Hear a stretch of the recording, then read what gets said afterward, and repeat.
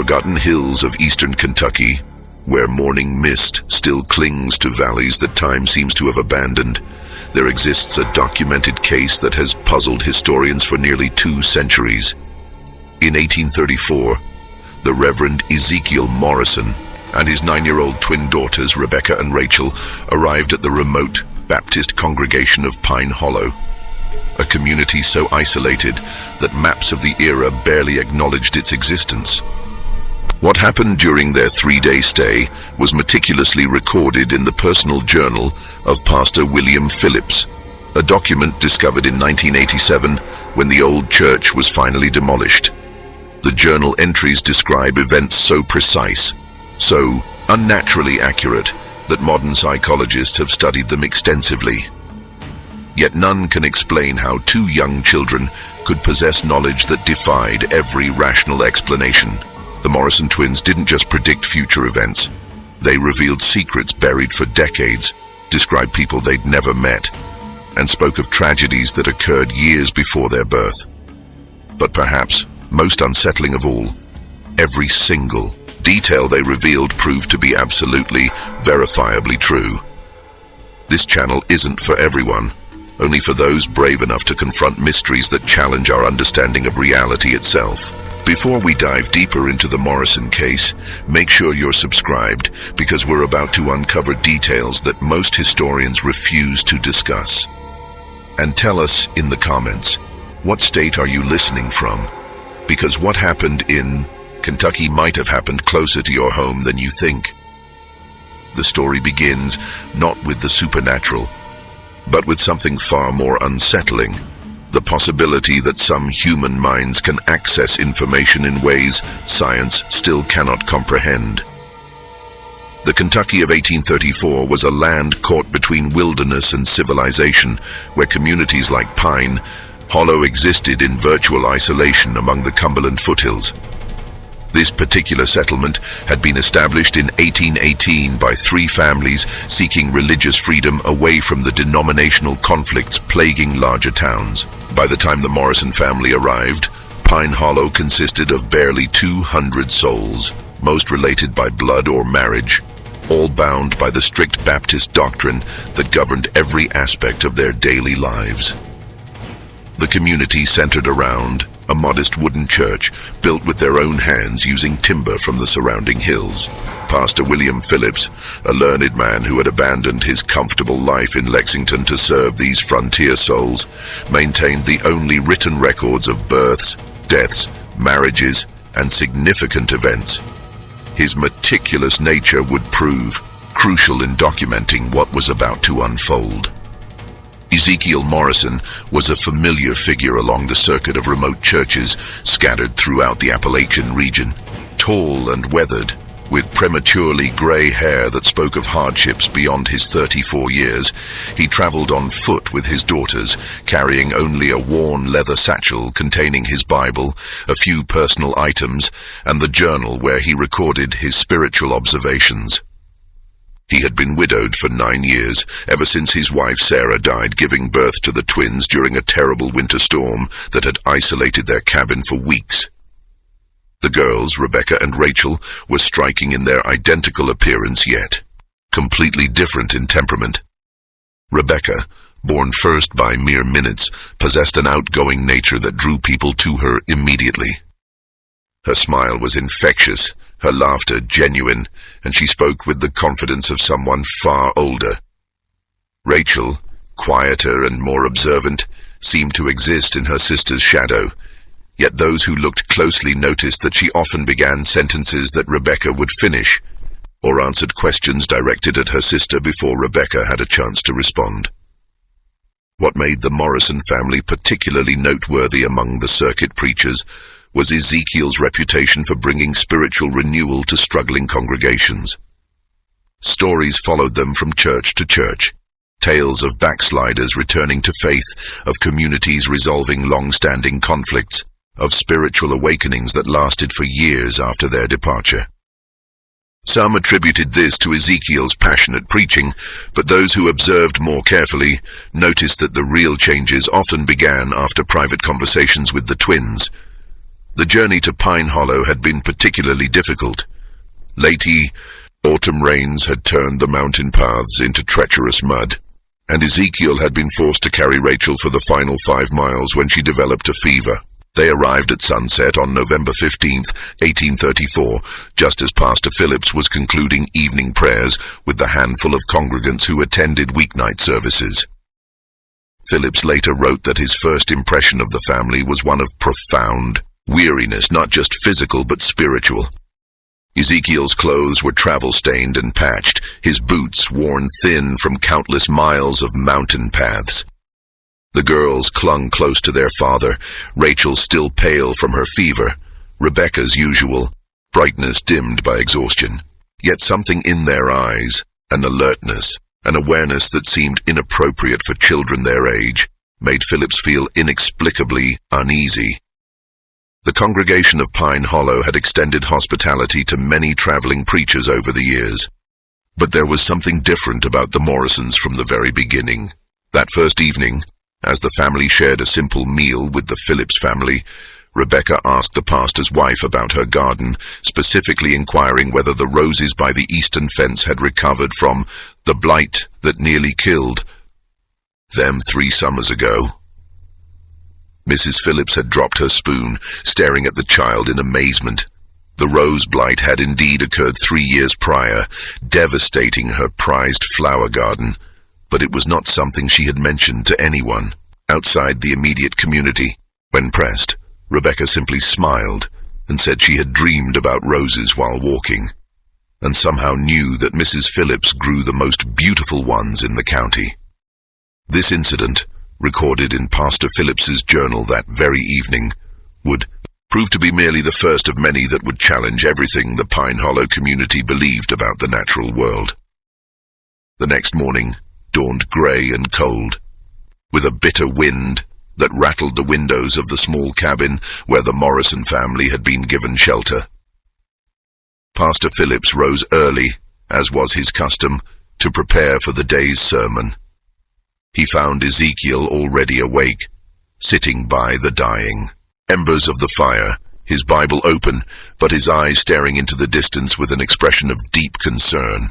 The girls had disturbing dreams last night, Ezekiel explained when Phillips inquired about his troubled demeanor.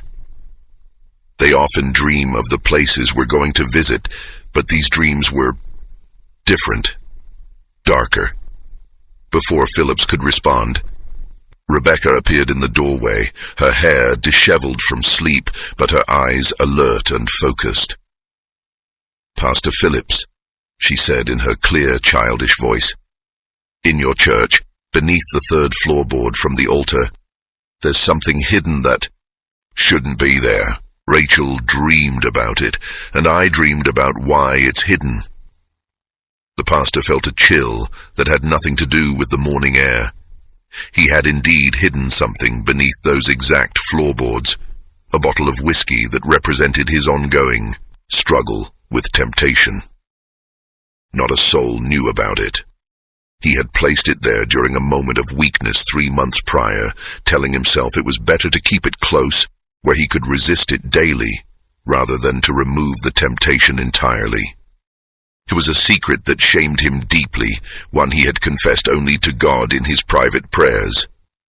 "What exactly did you dream, child?" Phillips asked, his voice barely steady. Rachel emerged from the shadows behind her sister, moving with that peculiar, silent grace that seemed to characterize her every action. "The bottle is brown," she said softly, "and it's wrapped in a piece of cloth that used to be a baby's blanket. A blue blanket."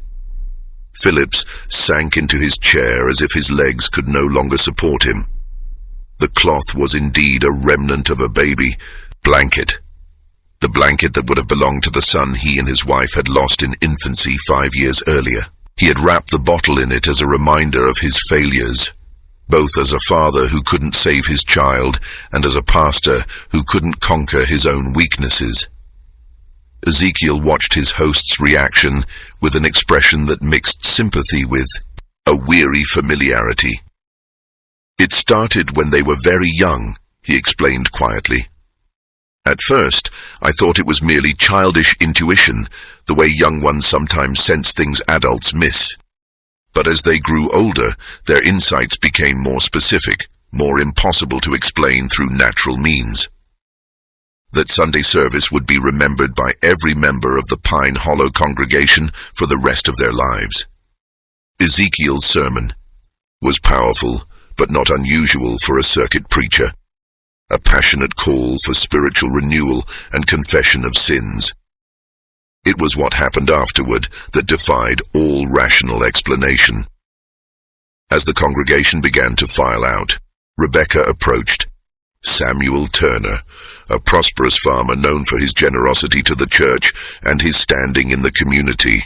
She looked up at him with her innocent blue eyes and said, "Mr. Turner, the money you've been taking from the church collection isn't really stealing if you put it back, is it? Papa says God forgives those who repent." The color drained from Turner's face. For 6 months, he had been skimming small amounts from the collection plate to cover debts from a failed investment in a Louisville business venture. He had told himself he would replace every penny once his financial situation improved, but the missing money had been eating at his conscience like a cancer. Before Turner could respond, Rachel moved to stand beside her sister and addressed Martha Whitfield, the elderly widow who served as the church's unofficial moral authority. "Mrs. Whitfield, your husband didn't die in the farming accident, did he? He's still alive somewhere, and that's why you hide the letters." The elderly woman swayed as if she might faint. Her husband had indeed abandoned her and their children 15 years earlier, taking their savings and disappearing one night without explanation. She had fabricated the story of his accidental death to preserve her dignity and her children's future in the community. The letters Rachel mentioned were the occasional correspondence she received from him, pleading for forgiveness and describing his new life in Missouri. She had never spoken of them to anyone. One by one, the twins moved through the congregation, speaking quietly to various members. To Dr. Hayes, they mentioned patients who had died under his care due to his lack of proper medical training. To the Miller family, they spoke knowingly of the son they kept hidden in their attic, a young man whose simple mind made them ashamed before their neighbors. To young Thomas Brett, they described in detail his secret meetings with Elizabeth Carter, the married woman whose husband traveled frequently on business. Each revelation was delivered with childlike innocence, without judgment or malice, as if the girls were simply sharing observations about the weather. Yet the accuracy of their statements was so precise, so impossible, that the congregation stood frozen in a mixture of terror and awe. Pastor Phillips watched in horrified fascination as his orderly community was turned inside out by 2 9-year-old children who spoke of secrets that should have been known only to God. But it was Rebecca's final statement that would haunt him for the rest of his days. She walked to the front of the church, stood before the altar, and placed her small hand on the wooden cross that had been carved by the church's founding members. "This is sacred ground," she said, her voice carrying clearly through the silent sanctuary. "But it's been stained by what happened here before. The Whitman family didn't die in a house fire, did they, Pastor Phillips? They died right here in this very room, and some of you know exactly why." The silence that followed was deafening. Even the wind outside seemed to have stilled, as if nature itself was waiting for someone to respond to this impossible accusation. The revelation about the Whitman family struck the congregation like a physical blow. Pastor Phillips, his face pale as morning frost, gripped the pulpit so tightly his knuckles went white. The Whitman tragedy was Pine Hollow's deepest secret, a wound that had never properly healed, despite 16 years of collective silence. 1818, when Pine Hollow was still a struggling settlement of barely 50 souls, the Whitman family had been among its most prominent members. Jacob Whitman served as both blacksmith and unofficial leader, while his wife Mary was known for her skill with herbal remedies and her gentle way with difficult births. Their twin daughters, Hope and Faith had been the community's darlings, bright, beautiful 9-year-old girls who sang in the church choir and helped their mother tend to the sick. The official story, the one recorded in Pastor Phillips's predecessor's carefully maintained records, stated that the Whitman family had perished in a tragic house fire during a winter storm. Their bodies had been found in their home's remains, and they were buried in the church cemetery with appropriate ceremony. The community mourned, rebuilt, and moved forward, as frontier communities were forced to do when tragedy struck.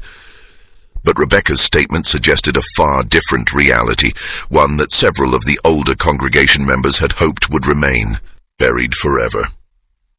Elder Thompson, now 73 and one of Pine Hollow's founding families, slowly rose from his pew.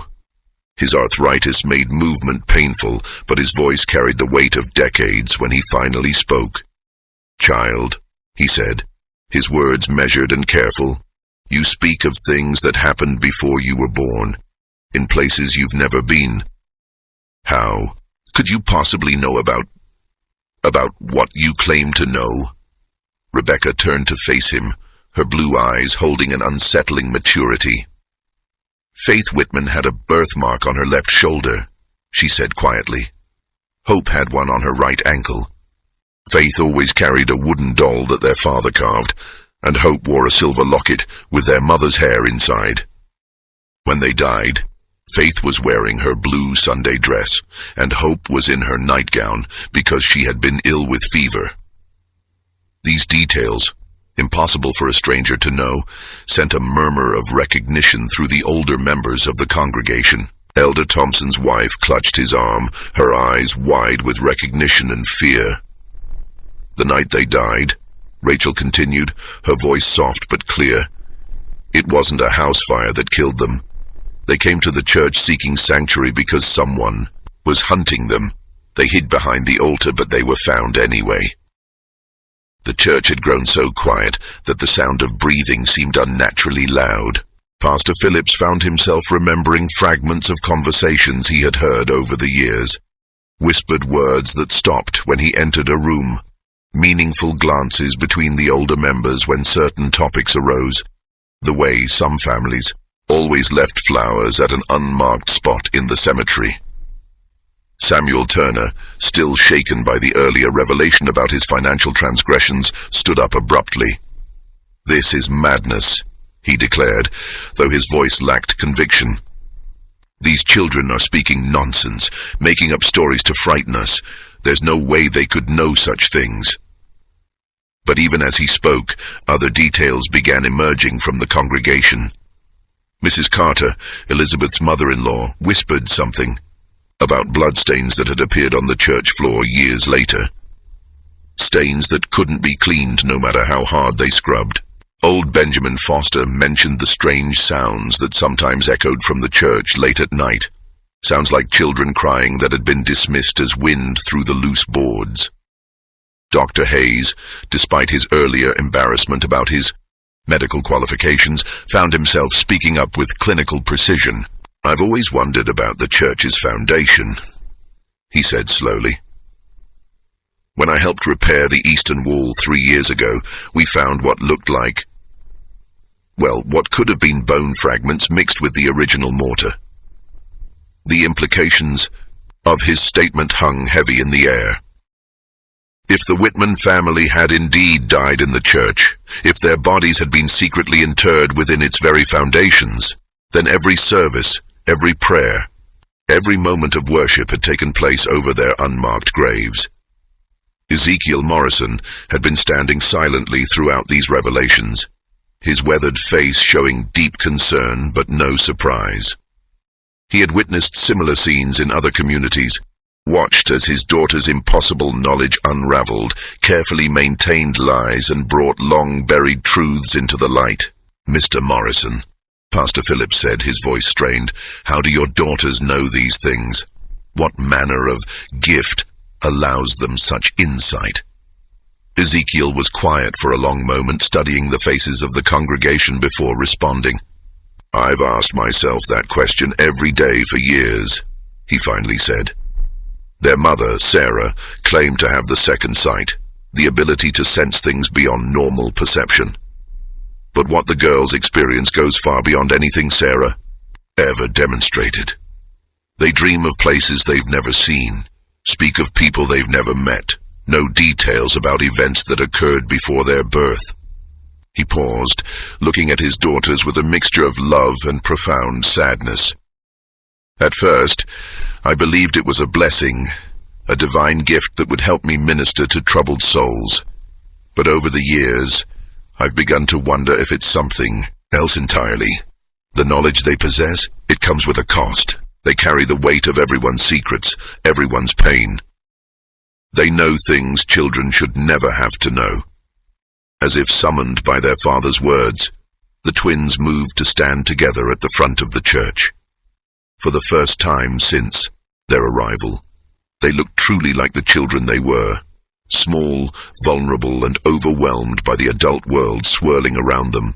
"We don't choose what we see," Rebecca said, her earlier confidence replaced by a weariness that seemed far too old for her young face.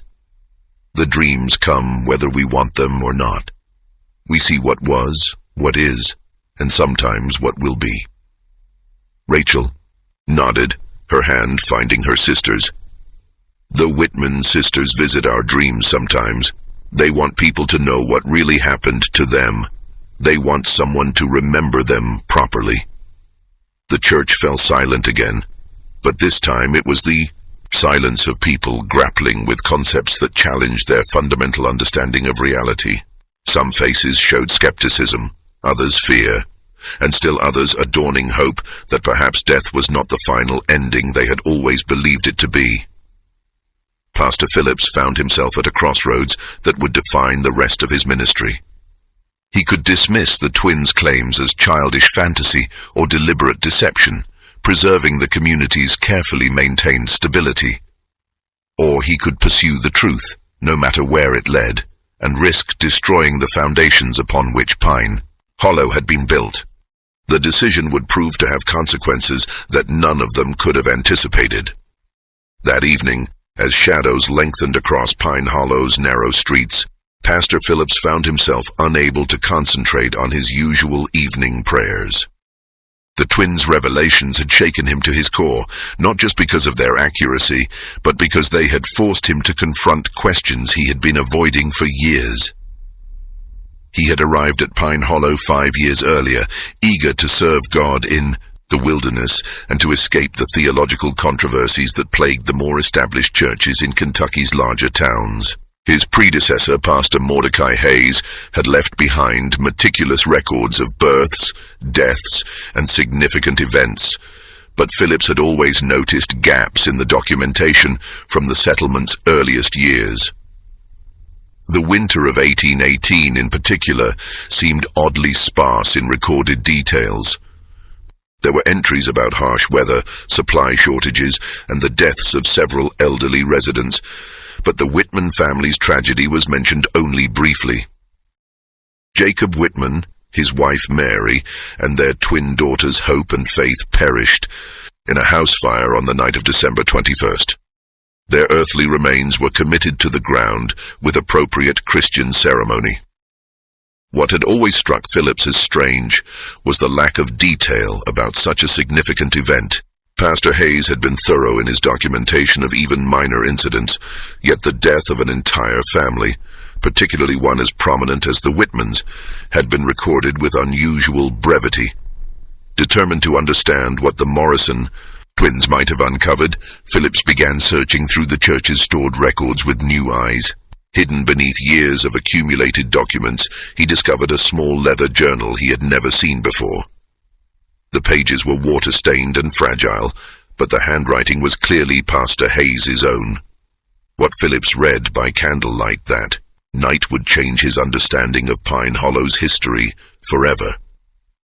The journal revealed that Pastor Hayes had been deeply troubled by the circumstances surrounding the Whitman family's death.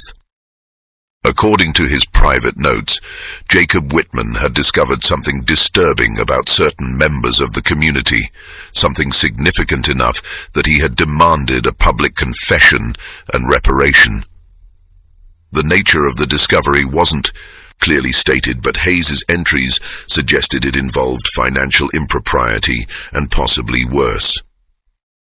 On the night of December 20th, 1818, Jacob Whitman had apparently confronted several community leaders in a heated meeting that lasted until well after midnight. Hayes wrote of raised voices, accusations of theft and corruption, and threats of exposure that would destroy the reputations of some of Pine Hollow's most respected families. The final entry, dated December 22nd, was particularly chilling. "The Lord forgive us all for what was done." Jacob and his family came to the church seeking sanctuary, but they were followed. "I heard the children crying, then silence. When morning came, we found them as they had been left. Elder Thompson and the others insisted we must protect the community's future, that the truth would destroy us all. I have agreed to their plan. May God have mercy on my soul." Phillips set down the journal with trembling hands. The implications were staggering. The Whitman family hadn't died in a house fire at all. They had been murdered in the church itself, and the community's leaders had conspired to cover up the crime. But how could the Morrison twins possibly know details that had been hidden for 16 years? How could they describe the children's clothing, their personal belongings, their physical characteristics with such precision? His contemplation was interrupted by a soft knock at his door. Opening it, he found Rebecca standing in the moonlight, still wearing her simple dress, but with her hair neatly braided as if she had been awake and preparing for something important. "Pastor Phillips," she said in her clear, childish voice, "you found Pastor Hayes's journal, didn't you? The one he hid behind the loose stone in the foundation?" Phillips stared at her in amazement. He had indeed found the journal in exactly that location, guided by a subtle draft that had led him to discover the loose stone. "How did you know where to tell me to look?" he asked. "Faith showed me in a dream," Rebecca replied matter-of-factly. "She said Pastor Hayes was a good man who was forced to do bad things. She wanted someone to know the truth." The casual way she spoke of receiving guidance from a long-dead child sent chills down Phillips's spine. "Rebecca," he said carefully, "what exactly do you see when you have these dreams?" The child's expression grew serious, and for a moment Phillips could see the burden she carried. "We see everything," she said simply. "Not just what happened, but why it happened. The men who killed the Whitman family didn't plan to hurt anyone. They just wanted Jacob to stay quiet about what he'd discovered." "What had he discovered?" Rebecca looked past him into the cabin where he could see Rachel sitting by the window staring out at the church cemetery. "The money for the church building didn't come from donations," she said. "Some of it was stolen from travelers passing through the valley. Jacob found out about it when he was asked to make horseshoes for horses that belonged to dead men." The pieces began falling into place in Philip's mind. The early years of Pine Hollow had been marked by frequent reports of travelers disappearing along the mountain paths. Officially, these disappearances had been attributed to natural dangers, bears, falls, exposure to harsh weather. But if Jacob Whitman had discovered evidence that some travelers had been deliberately murdered and robbed, the church was built with blood money, Rebecca continued, her young voice carrying a weight of understanding that should have been impossible at her age. "That's why faith and hope can't rest. Their blood was spilled on ground that was already cursed." Phillips found himself face to face with a truth more horrible than anything he had imagined. The church he had devoted himself to serving, the sanctuary where he had prayed for guidance and comfort, had been constructed with the proceeds of murder, and had itself become the site of even greater violence. But even as he grappled with these revelations, a part of his mind remained analytical, questioning. How could he verify any of this? How could he distinguish between supernatural knowledge and an elaborate deception? The answer would come sooner than he expected, and from a source that would challenge every rational explanation he might have constructed. The next morning brought an unexpected visitor to Pine Hollow. As the Morrison family prepared for their departure, their planned 3-day stay having already been extended to accommodate Sunday's dramatic revelations, a lone horseman approached the settlement from the Eastern Trail. The rider was a man in his 50s, well-dressed in the manner of townfolk, with a bearing that suggested education and authority. He introduced himself to Pastor Phillips as Thomas Brennan, a solicitor from Lexington who had been searching for information about events in Pine Hollow dating back to its founding years. "I represent the estate of one Marcus Webb," Brennan explained, as he accepted Phillips's hospitality. "Mr. Webb died recently in Louisville, and among his effects we found documents suggesting he had business dealings with this community in its early years. I'm attempting to trace the disposition of certain funds that may have been irregularly transferred." Phillips felt his blood chill. Marcus Webb was a name that had appeared in Pastor Hayes's secret journal, one of several travelers who had disappeared along the mountain paths in 1818 and 1819. According to Hayes's notes, Webb had been carrying a considerable sum of money intended for land purchases in Tennessee. Before Phillips could formulate a response, Rebecca appeared at his elbow with that uncanny timing that characterized so many of her appearances. She looked up at Brennan with curious eyes and said, "Mr. Webb had a gold watch with his initials engraved inside the cover. It had a crack across the crystal because he dropped it when he fell from his horse."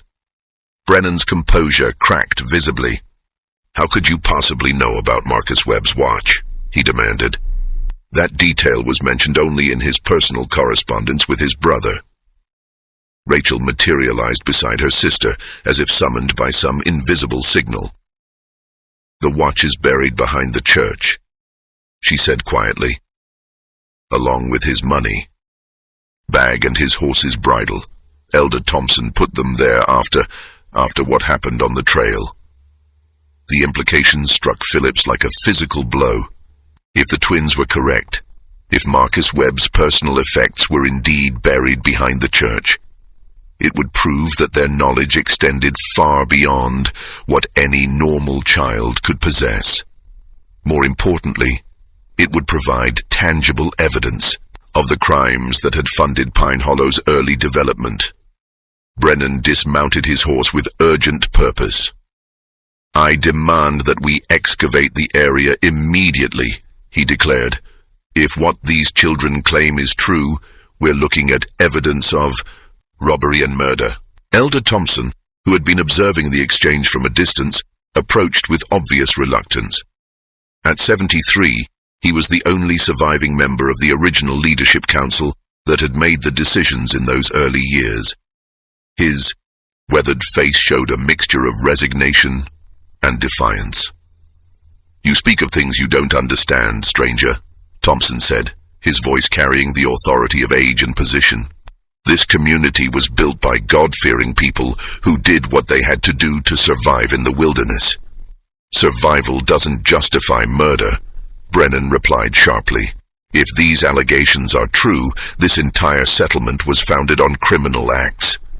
Rebecca looked up at Elder Thompson with those unsettling blue eyes that seemed to see far too much. "Mr. Thompson," she said gently, "the nightmares stopped coming after the first year, didn't they? You told yourself that meant God had forgiven you." Thompson's facade crumbled visibly. "Child," he whispered, "you couldn't know about, no one knows about the dreams where Marcus Webb begged you to let him go." Rachel continued, her soft voice carrying clearly in the morning air. "About how you see his face every night before you fall asleep?" The old man sank onto a nearby tree stump, as if his legs could no longer support him. "It wasn't supposed to happen," he said, his voice breaking. "We only meant to take the money. We were starving, our children were sick, and winter was coming. But Webb fought back, and then—" His confession hung in the air like smoke from a funeral pyre. Pastor Phillips realized he was witnessing the unraveling of everything he had believed about his community, his church, and his faith. Ezekiel Morrison, who had been standing silently through these revelations, finally spoke. "The truth has a way of surfacing," he said quietly. "My daughters don't choose what they reveal. They're simply conduits for information that demands to be heard."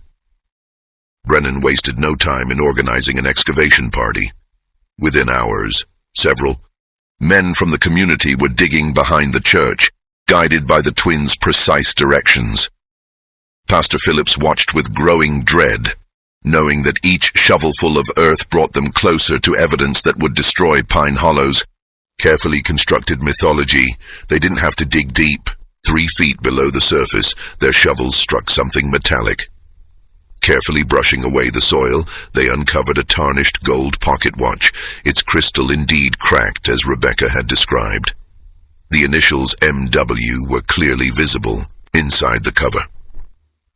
Beside the watch lay a leather money bag, its contents long since deteriorated, but its presence undeniable. The horse's bridle, though rotted by years of burial, was still recognizable for what it had been. Brennan examined each item with the methodical precision of a man accustomed to building legal cases.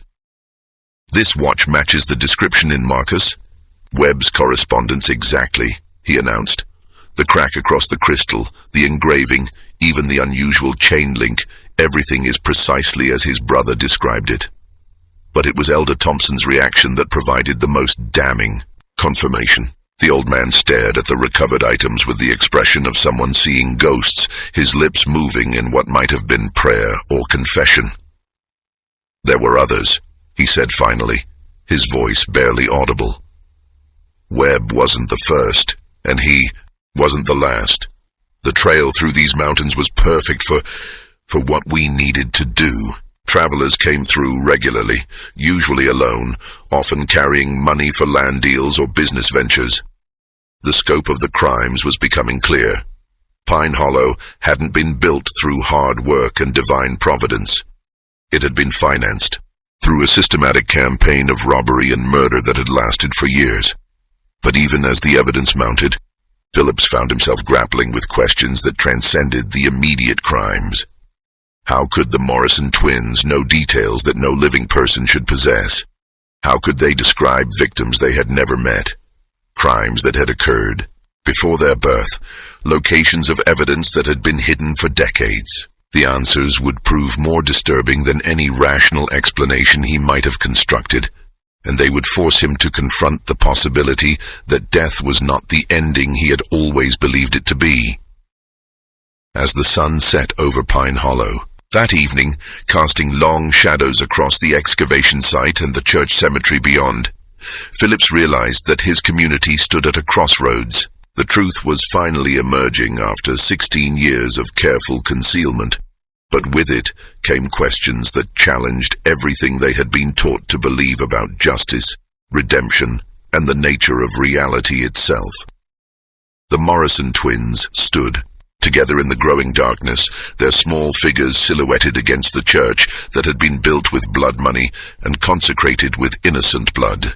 They seemed to be listening to something only they could hear, their faces turned toward the cemetery where so many secrets lay buried beneath unmarked graves. Tomorrow would bring reckoning, but tonight belonged to the dead who had finally found their voices through 2 9-year-old children who possessed knowledge that defied every rational explanation. Dawn broke gray and cold over Pine Hollow, bringing with it a delegation of officials from the county seat. Word of the previous days. Discoveries had traveled fast, and Solicitor Brennan had wasted no time in contacting the authorities. By mid-morning, the small settlement found itself host to a county sheriff, a territorial judge, and 2 federal marshals who had been investigating the disappearances of travelers along the mountain trails for years. Judge Harrison, a stern man, with silver hair and piercing gray eyes, had established his temporary court in the church itself. A choice that struck Pastor Phillips as grimly appropriate, given the building's blood-soaked history. The entire community had been summoned to attend what would amount to both hearing and reckoning. Elder Thompson, his health visibly deteriorating under the weight of his confessions, sat in the front pew flanked by two other elderly men who had been part of the original leadership council. Their faces bore the hollow look of men who had carried terrible secrets for too long. But it was the Morrison twins who commanded the most attention. Judge Harrison had initially been skeptical of claims that two children possessed supernatural knowledge, but the previous day's discoveries had forced him to reconsider. He had spent the morning interviewing them separately, trying to determine how they could possibly know details about crimes that predated their births. "Rebecca Morrison," Judge Harrison said, his voice echoing in the wooden church. "Please tell this court exactly how you know the location of Marcus Webb's personal effects." Rebecca stood in the witness area, looking impossibly small beneath the weight of adult attention. "Faith Whitman told me in a dream," she said simply. "She said the men who killed her family were the same ones who killed the travelers. She wanted everyone to know the truth." "And you, Rachel Morrison," the judge continued, "how do you know details about events that occurred years before your birth?" Rachel's voice was barely audible as she responded. "The dreams come to both of us. We see what happened as if we were there. We see the fear in people's eyes. We hear their last words. We feel their pain." Judge Harrison leaned forward in his chair. "Are you claiming to communicate with the spirits of the dead?" Ezekiel Morrison rose from his seat. "Your Honor, if I may, my daughters have never claimed to understand their abilities. They simply report what they experience. I've witnessed them provide accurate information about dozens of communities we've visited, information they couldn't possibly have obtained through normal means." Sheriff Mackenzie, a practical man more concerned with evidence than supernatural claims, addressed the twins directly. "Can you tell us how many people were killed along these mountain trails?"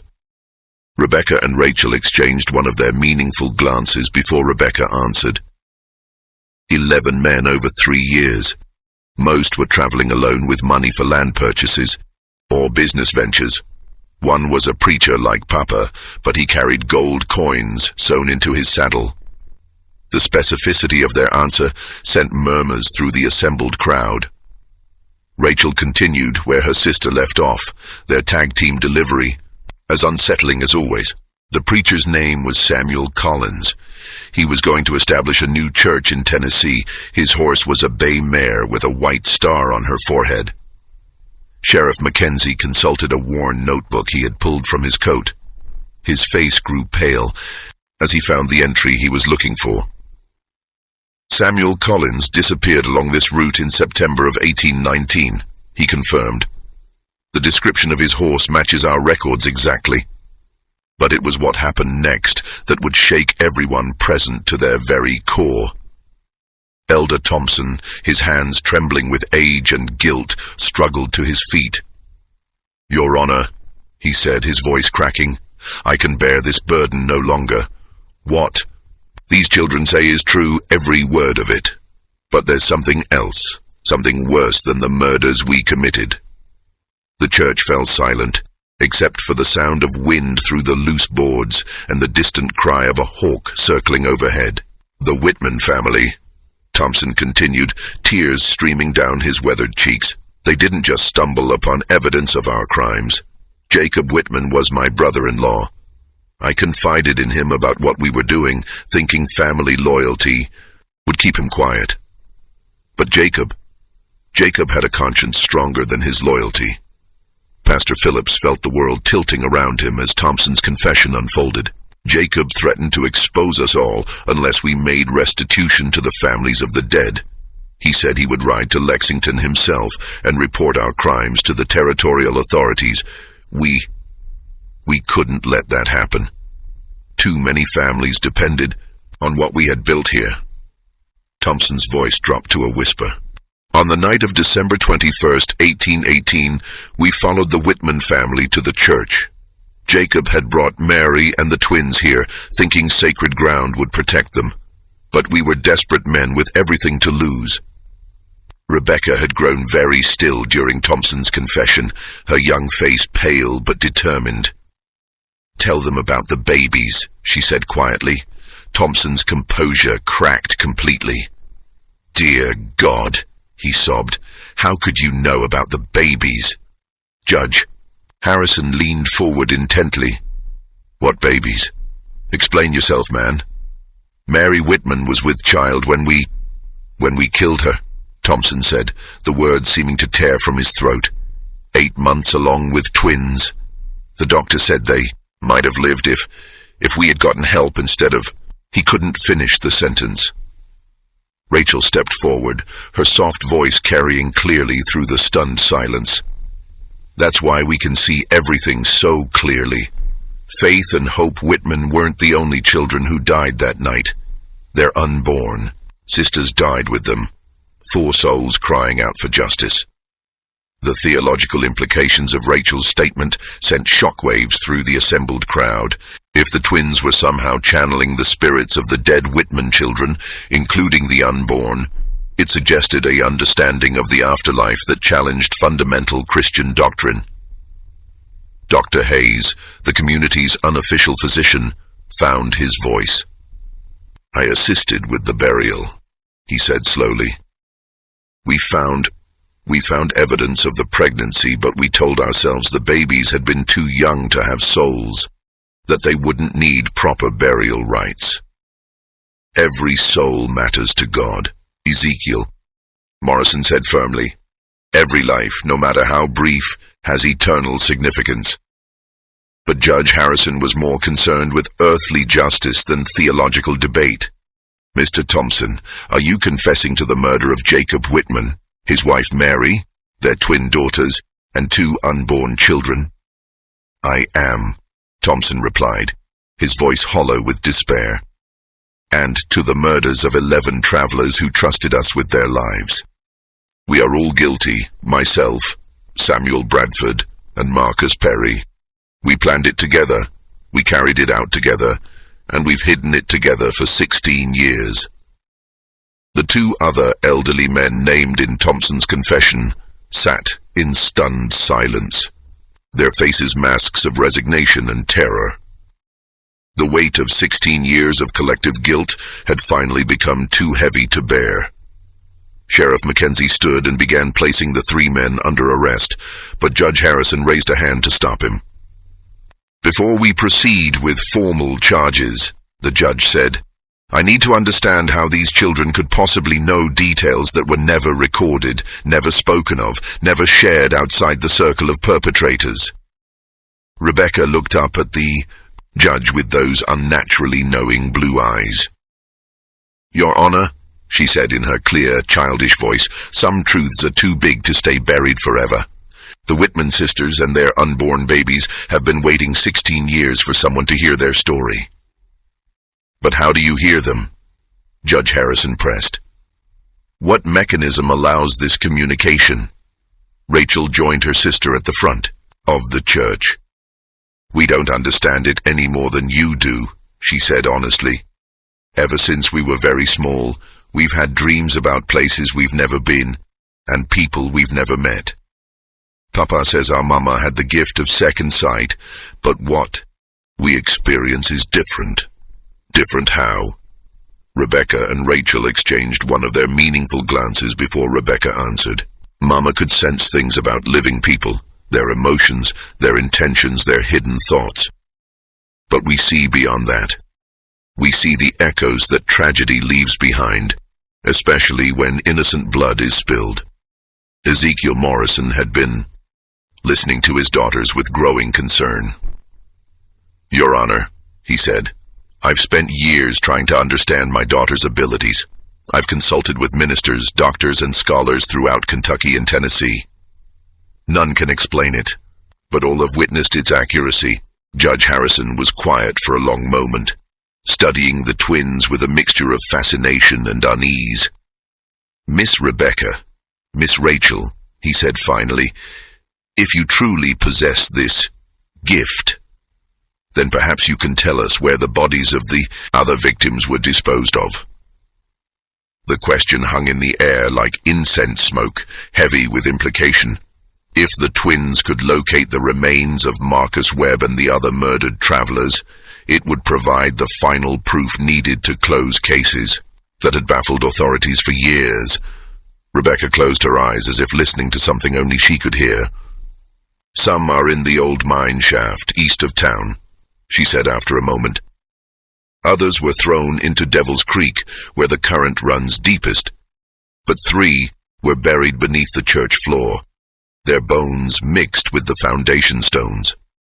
The revelation that 3 murder victims had been interred beneath the church itself sent a collective shudder through the congregation. Pastor Phillips realized with horror that he had been conducting services, celebrating communion, and offering prayers for salvation while standing directly over the unmarked graves of innocent men. Sheriff Mackenzie looked to Judge Harrison for direction. "Your Honor, if we're to verify these claims, we'll need to excavate the church floor itself." "And we will," Judge Harrison replied grimly. "But first, I want to understand the full scope of these crimes." He turned back to Elder Thompson. "Where is the money stolen from these victims?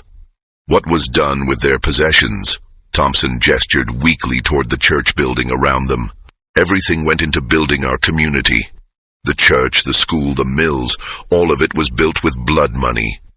We told ourselves we were creating something good from something evil, that God would forgive us if we used the money for righteous purposes." "And the victims' families?" Judge Harrison asked. "Did any of you consider the wives, children, parents who never learned what happened to their loved ones?" It was Rachel who answered, her young voice carrying a weight of sadness that seemed inappropriate for her age. "Marcus Webb had a wife named Elizabeth and 2 young sons. Samuel Collins was engaged to be married to a woman named Catherine who waited for him until she died of consumption 3 years later. Most of the others had families who spent years wondering, hoping, grieving without closure." The specificity of her knowledge about the victims' personal lives was perhaps the most unsettling aspect of the entire ordeal. These weren't just names and dates. The twins spoke of the murdered men as if they had known them personally, as if they carried the weight of their unfulfilled dreams and abandoned responsibilities. Judge Harrison stood and addressed the assembled crowd. "This court will recess while we conduct a thorough investigation of the claims made here today. Sheriff Mackenzie will coordinate the excavation of the church floor and the search of the locations identified by the Morrison children. Elder Thompson, Samuel Bradford, and Marcus Perry will remain in custody pending formal charges."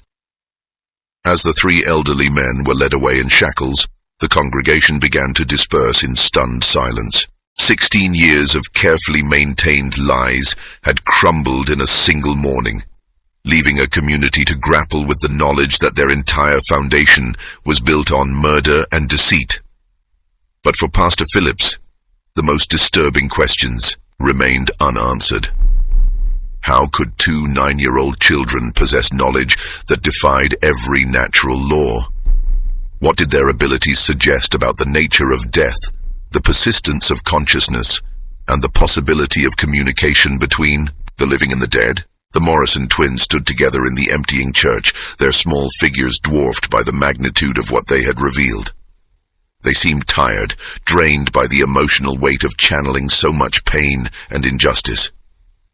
"Papa," Rebecca said, quietly, "can we leave now? The voices are getting louder, and it's hard to keep them all straight."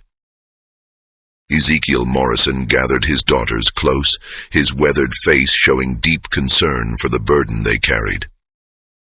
"Soon," he promised. "But first, we need to help these people understand what you've shown them." As the sun reached its zenith over Pine Hollow, casting sharp shadows across the church cemetery and the excavation site behind the building, the community prepared for revelations that would challenge everything they thought they knew about. Justice, redemption, and the eternal consequences of earthly actions. The truth was finally emerging from 16 years of darkness, but with it came questions that would haunt everyone present for the rest of their lives. The excavation of Pine Hollow's church floor took 3 days. Working methodically under Judge Harrison's supervision, Sheriff Mackenzie's team removed the wooden planks and began carefully digging through the packed earth beneath. What they found confirmed the Morrison twins' claims with chilling accuracy. 3. Complete skeletons lay buried beneath the sanctuary. Their bones, indeed, mixed with the foundation stones as Rebecca had described. Personal effects found with the remains matched descriptions from missing person reports dating back to 1818 and 1819.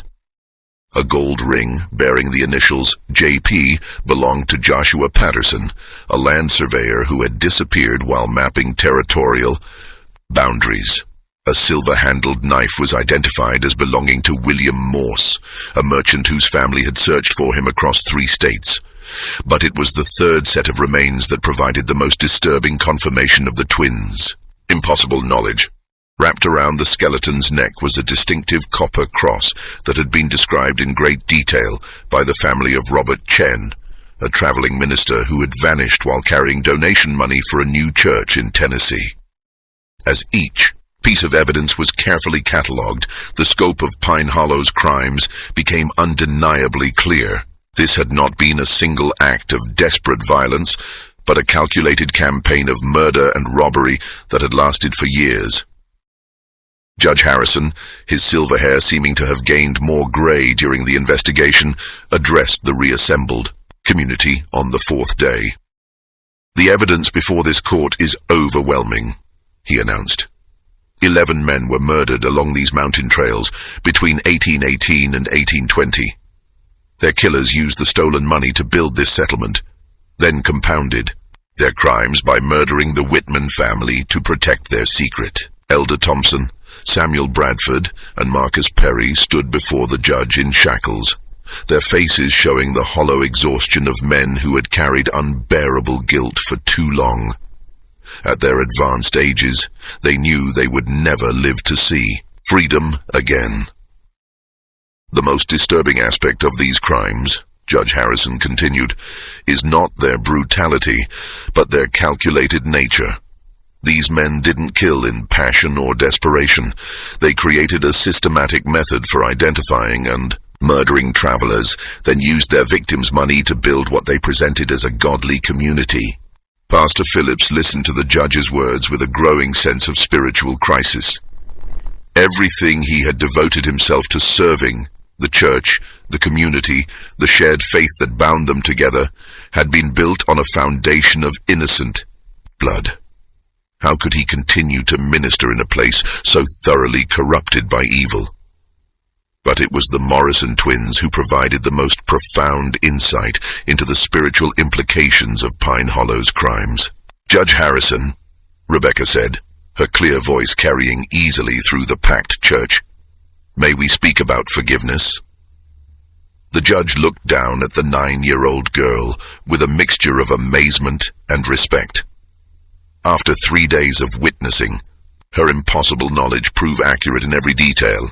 He had learned to listen carefully to anything she said. "Of course, child. What would you like to say?" Rebecca and Rachel moved to stand together at the front of the church, beneath the wooden cross that had presided over 16 years of collective deception. "The Whitman sisters want everyone to know that they forgive the men who killed them," Rebecca said. "They understand that fear makes people do terrible things." Rachel continued the thought as she so often did. "But forgiveness doesn't erase consequences. The men who committed these crimes must face earthly justice, and the community must find a way to make things right with the families of the victims." Judge Harrison nodded solemnly. "The court agrees with that assessment. Elder Thompson, Samuel Bradford, and Marcus Perry will face trial for multiple counts of murder and robbery. But what of the community itself? What of the church and buildings constructed with stolen money?" It was Ezekiel Morrison who answered, his weathered face reflecting deep thought. "Your Honor, in Scripture we find that the sins of the fathers need not be visited upon the children if the children choose righteousness over convenience. This community can be redeemed, but only through confession, restitution, and genuine repentance. Pastor Phillips found his voice for the first time since the investigation began. The church building itself must be consecrated anew, he said, firmly. We'll remove and properly bury the remains found beneath the floor. We'll identify and compensate the victims' families to the extent possible, and we'll establish a memorial to ensure these crimes are never forgotten. Solicitor Brennan, who had been documenting everything for his legal records, looked up from his notes. The Marcus Webb estate alone is entitled to significant restitution. His brother has authorized me to pursue full recovery of the stolen funds, plus damages for 16 years of family anguish. Elder Thompson, despite his shackles and failing health, managed to speak. The money is gone, he said quietly. Spent over the years on community improvements, individual family needs, church maintenance, we have nothing left to give. Then, the community itself bears responsibility, Judge Harrison declared. The buildings constructed with stolen money will be sold, the proceeds distributed to victims' families as partial restitution. Pine Hollow will effectively cease to exist as a settlement. The implications of the judge's decision struck the assembled crowd like a physical blow. Families who had spent 16 years building lives in Pine Hollow would lose their homes, their church, their entire community structure. Children would be uprooted, elderly residents displaced, a generation of stability destroyed by the crimes of their leaders. But it was Rebecca Morrison who provided the most chilling final revelation. "Judge Harrison," she said, her young voice carrying an authority that seemed impossible at her age, "there's something else you need to know about Pine Hollow. The crimes didn't stop in 1820. The church fell silent except for the sound of wind through the loose boards and the distant thunder of an approaching storm." "What do you mean, child?" Judge Harrison asked, though his tone suggested he wasn't sure he wanted to know the answer. Rachel stepped forward to stand beside her sister. "The mine shaft where some of the bodies were thrown. It's not just a place where old crimes were hidden. People are still disappearing along these mountain trails." Sheriff Mackenzie straightened in his chair. "Are you saying these murders have continued?" "Not the same people," Rebecca clarified. "Most of the original killers are too old now, but others learned from their example. The techniques, the locations, the methods of disposing of evidence. Knowledge like that doesn't die with its creators." The implications of her statement sent shockwaves through the assembled crowd. If the twins were correct, Pine Hollow's crimes had spawned a tradition of violence that had persisted for decades, claiming additional victims whose disappearances had been attributed to natural dangers. Judge Harrison rose from his chair, his face grim with determination. "Sheriff Mackenzie, we'll need to expand our investigation immediately. If there are more recent crimes connected to this location, we must uncover them all." As the legal proceedings continued around them, the Morrison twins stood quietly together. Their impossible burden finally lifted after 3 days of revelation and testimony. They had served as voices for the dead, conduits for justice denied, instruments of truth that could no longer be suppressed. Ezekiel Morrison gathered his daughters close, his weathered face showing deep relief mixed with concern for what lay ahead. "Are you ready to leave this place?" he asked gently. Rebecca looked around the church one final time, her blue eyes taking in the wooden walls, the simple cross, the faces of people whose lives had been forever changed by her testimony. "The voices are quieter now," she said softly. "Faith and hope can rest." Rachel nodded, her hand finding her sister's. "But there will be other places, other voices. Papa, why do we have to carry all this sadness?"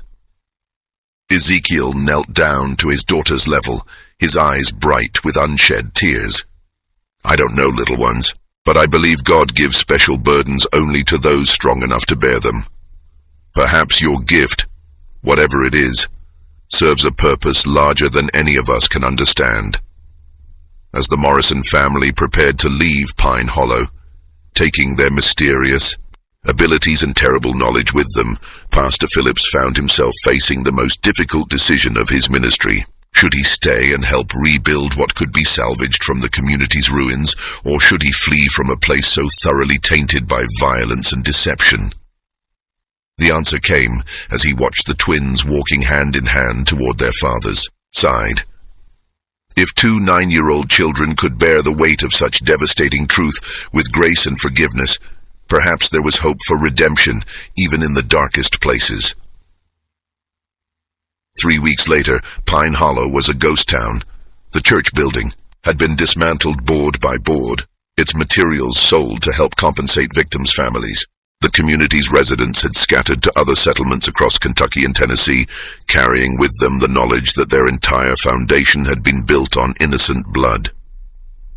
But in churches across the region, a new story began to spread. The story of two young girls who possessed knowledge that defied rational explanation, who served as voices for the dead and instruments of long-delayed justice. Some dismissed the tale as frontier superstition, others embraced it as evidence of divine intervention in human affairs. The Morrison family continued their circuit through the remote churches of Appalachia, and reports continued to follow them. Communities experiencing spiritual renewal, long-buried secrets coming to light, mysteries solved through impossible knowledge possessed by twin girls who spoke with the authority of prophets despite their tender age. Judge Harrison's final report on the Pine Hollow investigation filled 47 pages and documented crimes spanning more than 2 decades. His concluding paragraph would be quoted in legal texts for generations. This case challenges our fundamental assumptions about the nature of justice, truth, and the persistence of moral accountability beyond the grave. While science cannot explain the source of the Morrison children's knowledge, the accuracy of their testimony cannot be disputed. Perhaps some truths are indeed too important to remain buried forever. Pastor Phillips eventually established a new ministry in eastern Tennessee, where he spent the remainder of his career helping communities confront difficult truths and seek genuine redemption. He never forgot the 3 days in Pine Hollow when 2 9-year-old girls had torn apart 16 years of carefully constructed lies with knowledge that no living person should have possessed. The mystery of Rebecca and Rachel Morrison's abilities was never solved. Medical experts of the era had no framework for understanding their impossible knowledge, and religious authorities were divided on whether their gifts represented divine blessing or something far more complex. What remains undisputed is the historical record of their accuracy. Every detail they revealed about Pine Hollow's crimes proved correct. Every location they identified yielded the evidence they claimed would be found. Every secret they exposed was verified through independent investigation.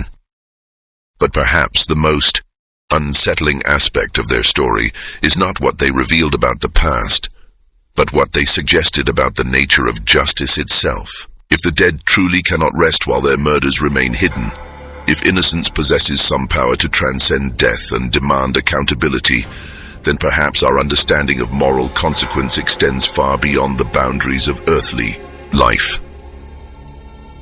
The Morrison twins vanished from historical records sometime in the 1840s, their fate as mysterious as their abilities. Some say they continued their father's ministry until their own deaths, serving as instruments of truth in communities across the American frontier.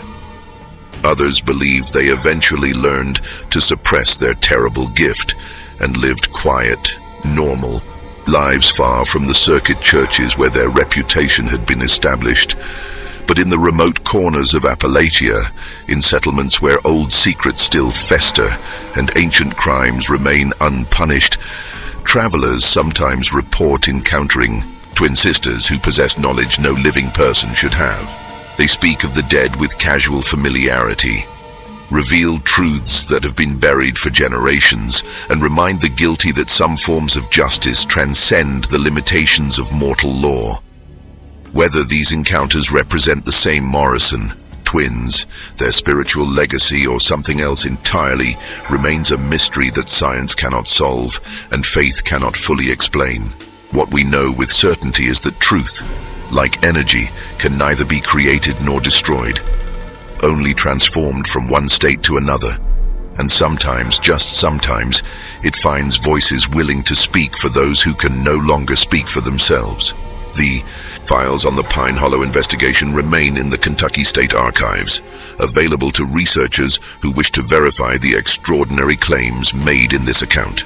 Judge Harrison's meticulous documentation, Sheriff Mackenzie's evidence reports, and Pastor Phillips's personal journals all corroborate the essential facts of this case. But the deeper mystery, the question of how two 9-year-old children could possess impossible knowledge and serve as voices for the dead, remains as unsolved today as it was in 1834. Some truths, it seems, are destined to remain beyond the reach of human understanding, dwelling in that shadowland between faith and reason, where the most profound mysteries of existence continue to elude our grasp. Do you believe the Morrison twins truly communicated with the spirits of murder victims? Do you think their knowledge could be explained through natural means we simply don't understand? The evidence supports their accuracy, but the source of their abilities remains one of history's most compelling unsolved mysteries. What's your theory about the Morrison twins? Share your thoughts in the comments below. Are you brave enough to consider the possibility that death is not the end of consciousness? Or do you believe there's a rational explanation for their impossible knowledge? Don't forget to subscribe for more mysteries that challenge everything we think we know about reality, and hit that notification bell so you never miss stories like this one. Until next time, remember that some secrets refuse to stay buried forever, and sometimes the most innocent voices carry the most devastating truths.